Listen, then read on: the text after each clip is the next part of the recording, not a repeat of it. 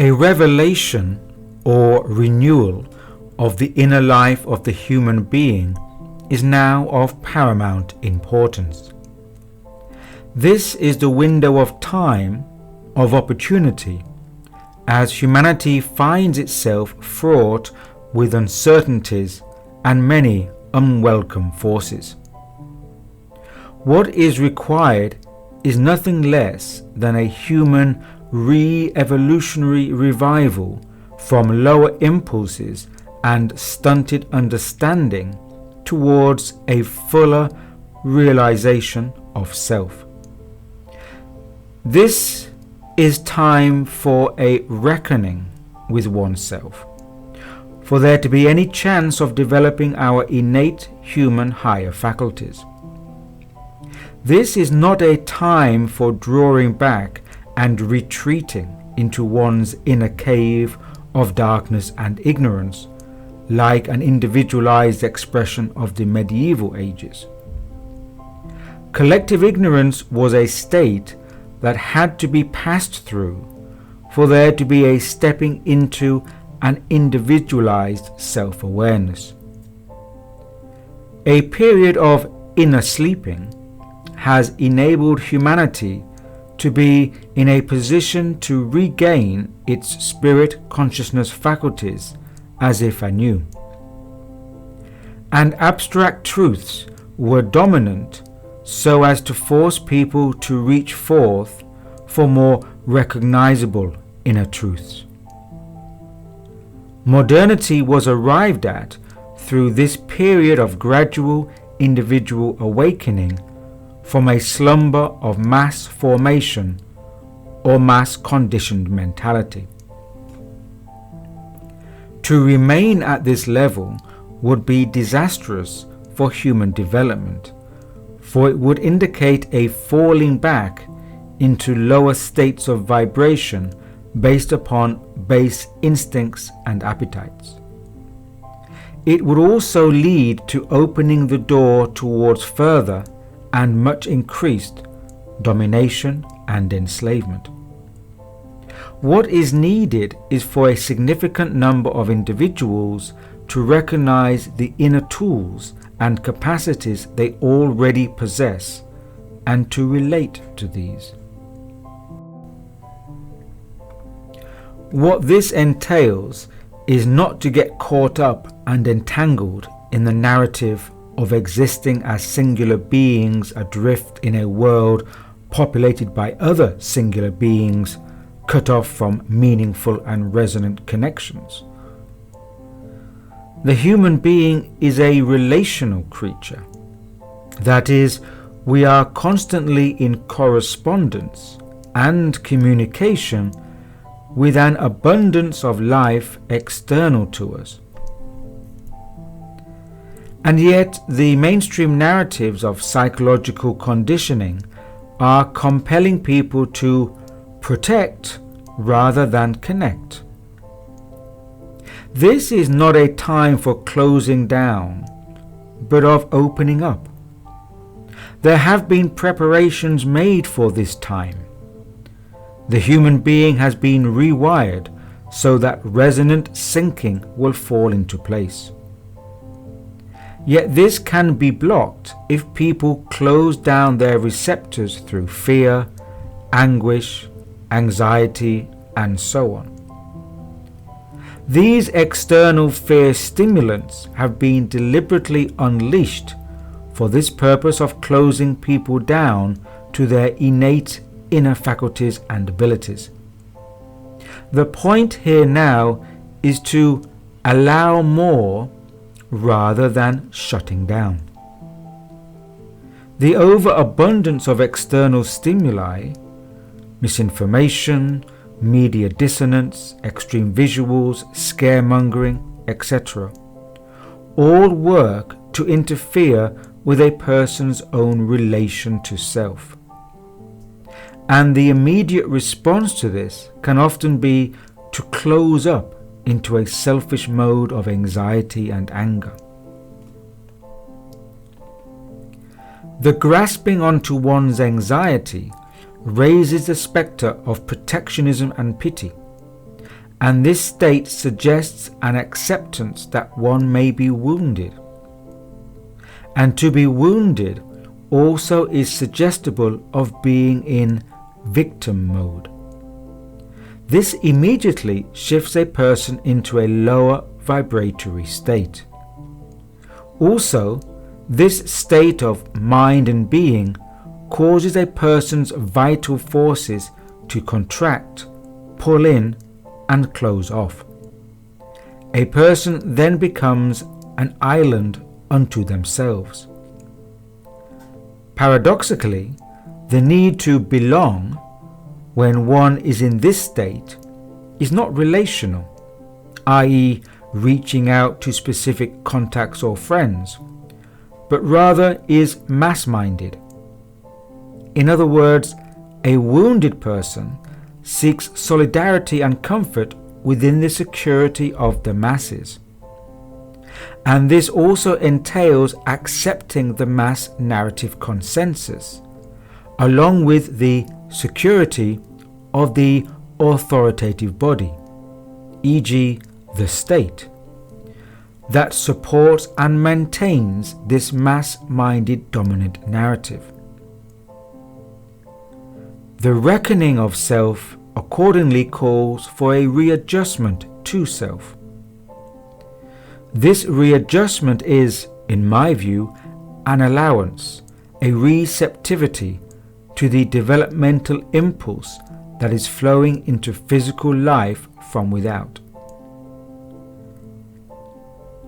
As Austrian mystic Rudolf Steiner stated, humanity now needs to take up that which is flowing down from the spiritual heights into earthly life.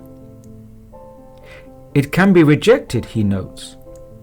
Yet if it is rejected, then there is the consequence that those people who have rejected it lose the possibility for their further development. And in this, they also hinder the progress of human civilization as a whole. This may sound dramatic, yet we need also to recognize what is at stake in these times. The more we close ourselves off to protect and disconnect, the more we are in danger of calibrating our lives in alignment to a machinic character, that is, to a mode of automation. This then clears the path towards transhumanism and the domination of technocratic impulses.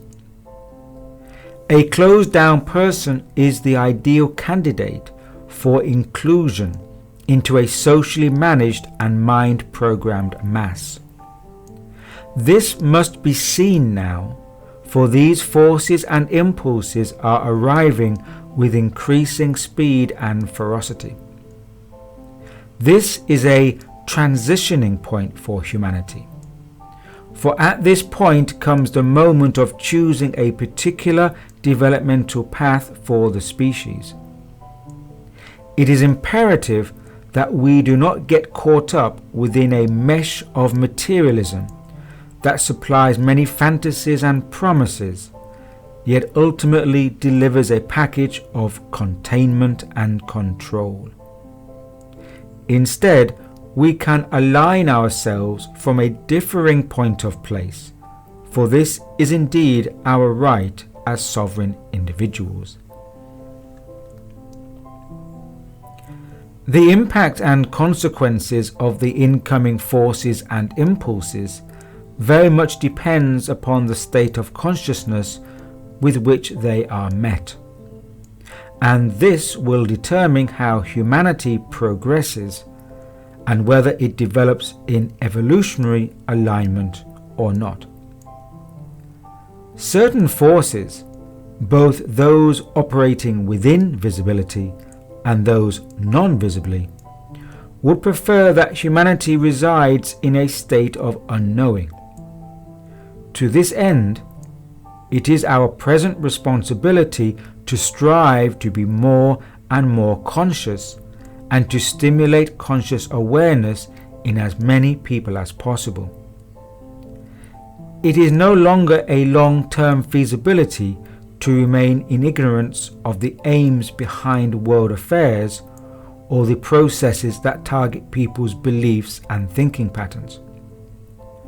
Similarly, to be absent of the transcendental impulse in our lives is ultimately a path to stagnation in terms of inner development. As a species, we either evolve and develop or we do not. And the evolvement of the human species entails that we become receptive to and aware of the cosmic impulses that connect us to source consciousness. This knowledge needs to become more generally known and spoken about, rather than kept occult, as it has been for ages past.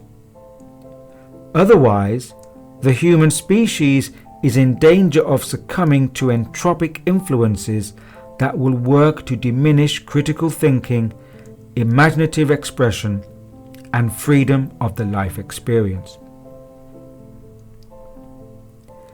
The increasing role of machinic logic, of cleverness, now being praised and encouraged, is a different path to that of genuine wisdom. As the elusive Japanese sage Setsuna once said, "It is not wise to be clever." The more people that can meet their external influences consciously, the more realization will be gained. The outer trend of these times is deceit.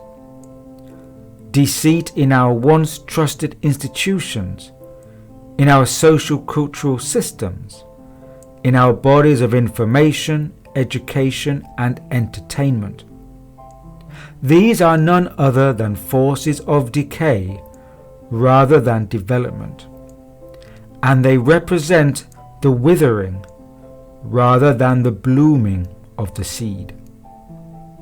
Such entropic forces are the forces of opposition regarding the spiritual advancement of humankind.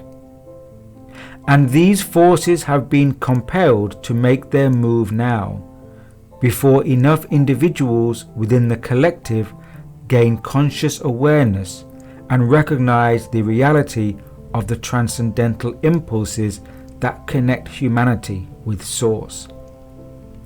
This is the period of spirit consciousness, which is why the counter forces are working desperately to act against these developmental processes. It is in this period that the conscious, individualized, independent thinking human being is required to emerge. It is the moment for revelation, a human revival, or our reckoning.